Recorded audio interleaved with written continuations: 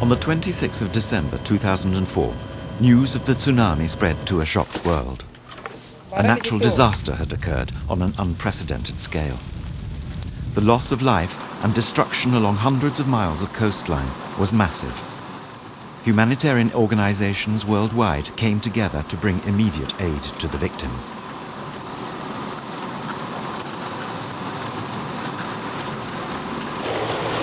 The most urgent needs were life-saving, emergency health care, water, food and shelter.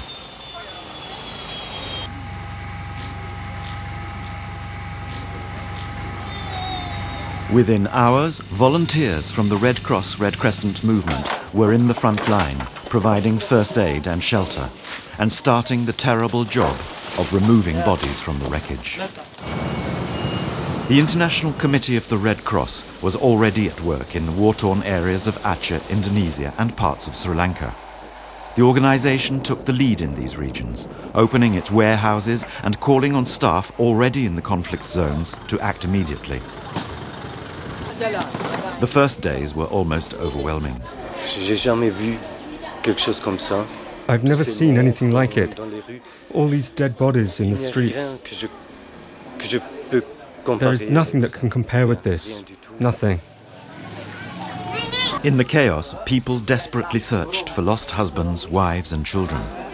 Over 125,000 people died in the giant wave. Hundreds of thousands more had to abandon their homes, many ending up in emergency shelters far from homes and families. Lists and photographs of the missing were posted everywhere. The ICRC created a missing persons website and sent satellite phones to Aceh. Normal communications had been swept away by the force of the water. People hungry for news could contact their families, sometimes continents away.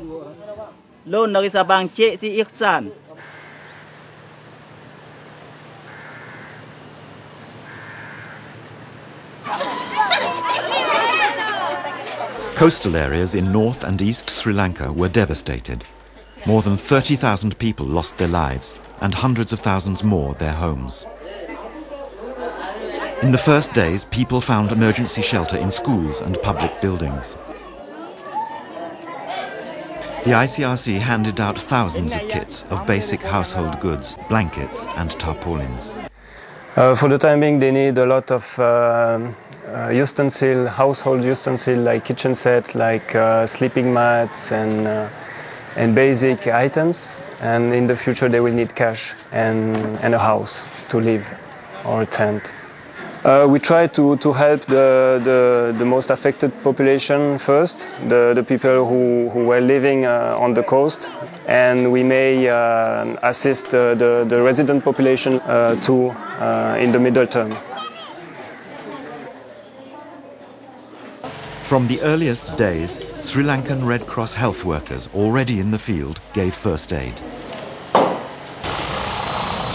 Field hospitals were set up to treat the seriously injured, and emergency medical teams rushed to the area. Regional hospitals had to be upgraded to give long-term treatment to the injured. 9-year-old Kesavan, for instance, who had a serious head injury when he was thrown against a tree by the force of the water. Kesavan's old home by the sea was destroyed.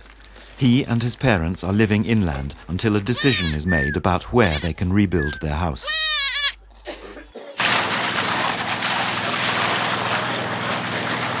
Water supplies were widely polluted, so mobile cleansing stations were set up and millions of litres of water were tankered in daily. Groundwater was tainted with salt and chemicals. It will be months before the water table is naturally renewed. Meanwhile, thousands of wells are being cleaned. For now, we have to drink the water that's brought in. Once our well is clean, we'll go back to drinking the well water.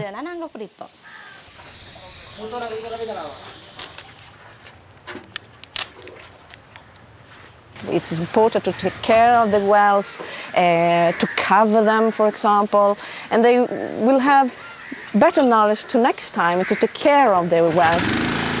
It's a way of living, so if they have clean well, they will be healthy and they will have no diseases.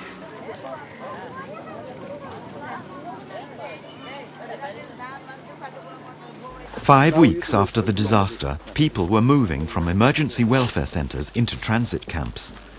For many families in these war-affected areas, it's not the first time they have lost their homes. This family used to live in the north of the country. They fled 12 years ago to escape conflict. Now, once again, they've lost everything.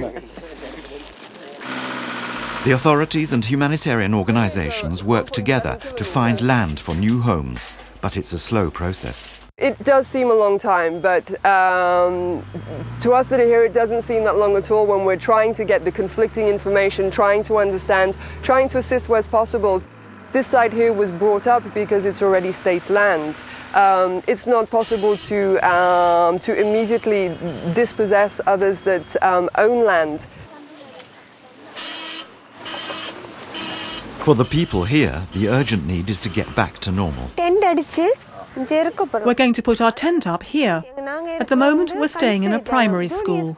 I used to have a fishing boat on the beach. That's why I'd like to be able to live and work here again. It will take years for the devastated coasts to recover. The people need permanent homes, but they also want their jobs back. And that means replacing lost tools, equipment and infrastructure. Fishing's all I know. Tell them we need help. We can't work with 15 or 20 people sharing a single boat. It's bound to cause problems.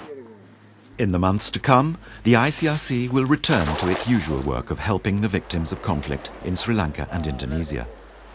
For its partners, the Red Cross and Red Crescent national societies, the challenge will go on to help the tsunami survivors recreate their lives and livelihoods from the wreckage left behind.